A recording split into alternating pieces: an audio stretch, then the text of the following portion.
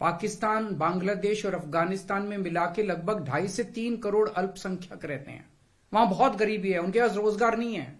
भारत में तो आना और भारत की नागरिकता मिलना उनके लिए तो बहुत बड़े सपने की तरह है।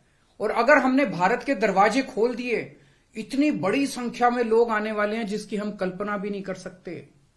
इन 2.5-3 करोड़ लोगों में से अगर 1-1.5 करोड़ लोग भी आ गए तो कहां बसाया जाएगा उनको, क्या करेंगे उनका?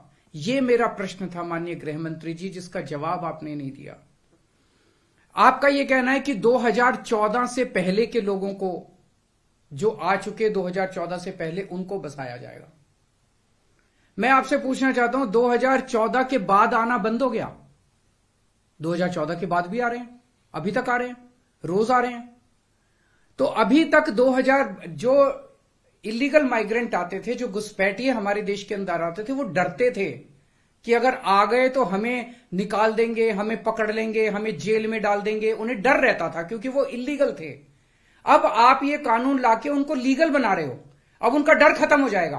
पूरे तीनों देशों के अंदर अब मैसेज ये है कि भारत सरकार अब जो है इन तीनों देशों के घुसपैठियों को लीगल करने जा रही है।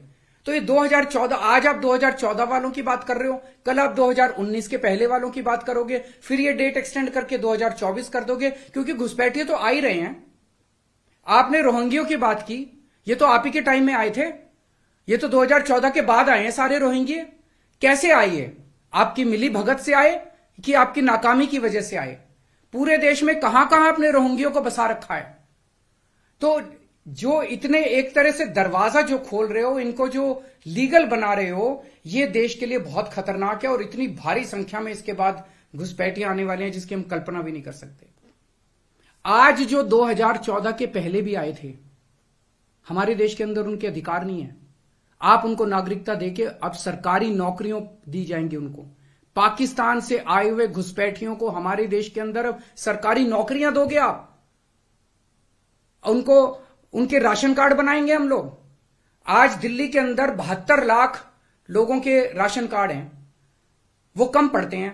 हम बार बार केंद्र सरकार को लिखते हैं, भाई हमारे दिल्ली के अंदर गरीब ज्यादा है, राशन कार्ड बढ़ाने की इजाजत दो। उनके राशन कार्ड बढ़ाने की इजाजत नहीं देते और पाकिस्तान से लाके उनके राशन कार्ड बनाओगे आप, पाकिस्तान और बांग्लादेश के लोगों का। ये तो सही नहीं है।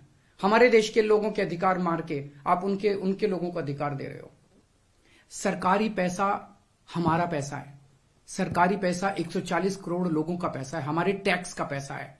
पाकिस्तानियों ने टैक्स नहीं दिया, बांग्लादेश के लोगों ने टैक्स नहीं दिया, इस देश के लोगों ने टैक्स दिया। इस देश के लोगों के टैक्स का पैसा आप पाकिस्तान और बांग्लादेश के लोगों को यहां लाके उनको बसाने में खर्च करना चाहते हो। यह मंजूर नहीं है इस देश के लोगों को।